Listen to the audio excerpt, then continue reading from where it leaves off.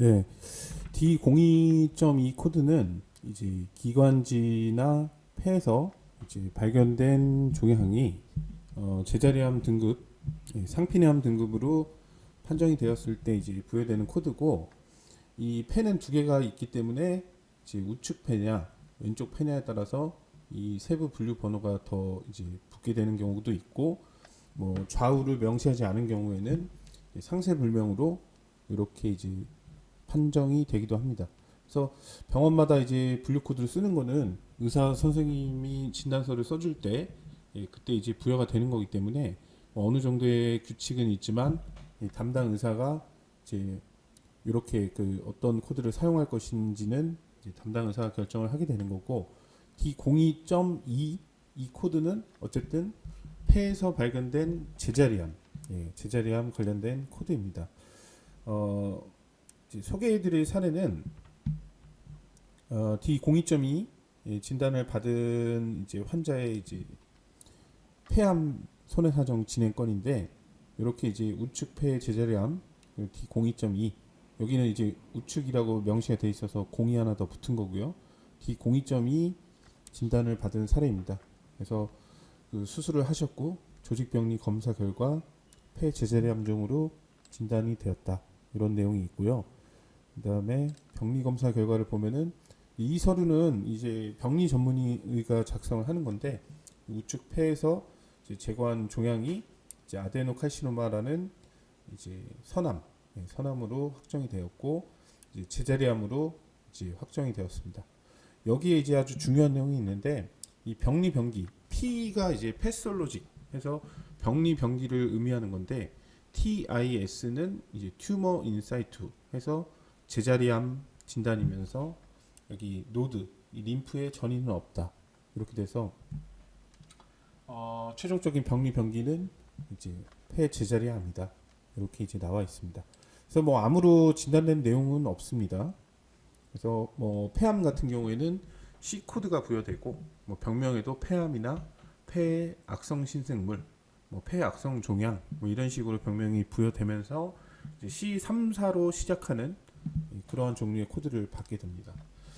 그래서 이런 것들에 대해서도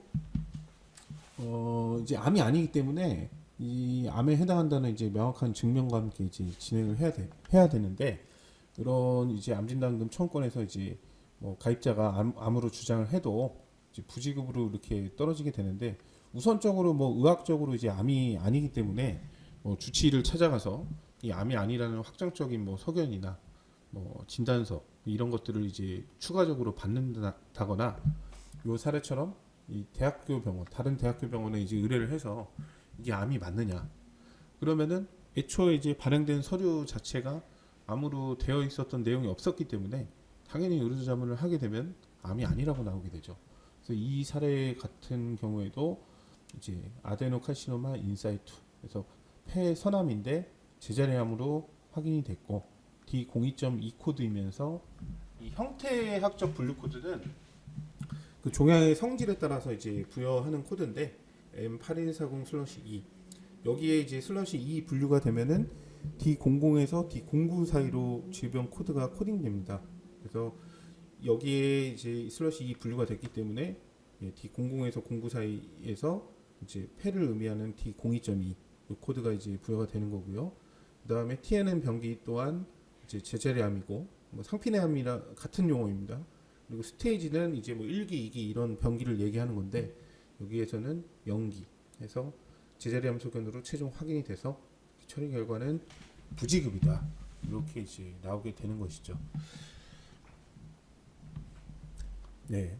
사례 이제 내용을 보면 이제 뭐 절대적으로 보상 처리가 이제 불가능한 것처럼 뭐 보험사도 이제 합당한 근거가 있고, 그다음에 병원 서류 또한 이제 암이 아닌 내용이지만, 이런 사례들은 이제 보험금에 대해서 암으로 처리가 되어야 한다는 이제 증명이 되어야 됩니다. 뭐 암이 아닌 거를 그냥 임의적으로 보험사도 암으로 줄 수가 없는 것이기 때문에 이제 폐암 진단으로 볼 수 있다는 이제 증명이 준비되어야 합니다. 그래서 이 사례 같은 경우는 여러 방면으로 폐암 진단 처리가 맞다, 이런 이제 손해사정서를 제출을 했고, 이런 내용을 이제 뭐 병원의 의사 진단을 더 믿지 가입자가 손해사정사 선임을 한 내용을 보험사가 더 믿을 리는 없잖아요. 그래서 추가 조사나 이제 재검증 등 뭐 여러 이제 방향으로 이제 케이스마다 이제 진행되는 방향은 좀 차이가 있는데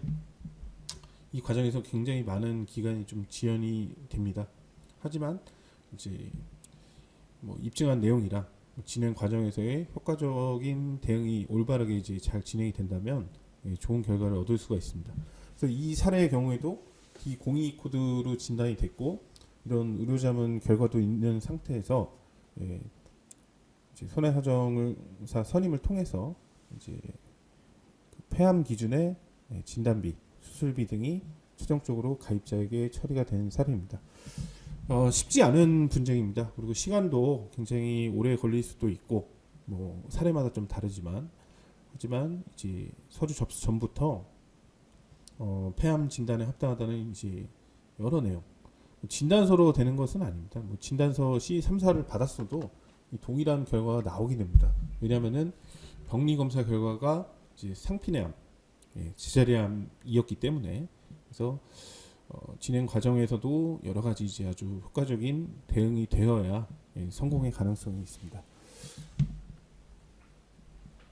손해사정사 의뢰 문의는 반드시 서류가 필요합니다. 그래서 보험 가입하신 그 증권, 그다음에 진단서, 그다음에 아까 살펴본 병리 검사 결과 이렇게 세 가지 서류가 기본 서류입니다. 그래서 이 세 가지 서류 준비하시고 한겨울 손해사정에 문의 주시면 가능성이나 이런 부분들을 검토할 수가 있습니다. 감사합니다.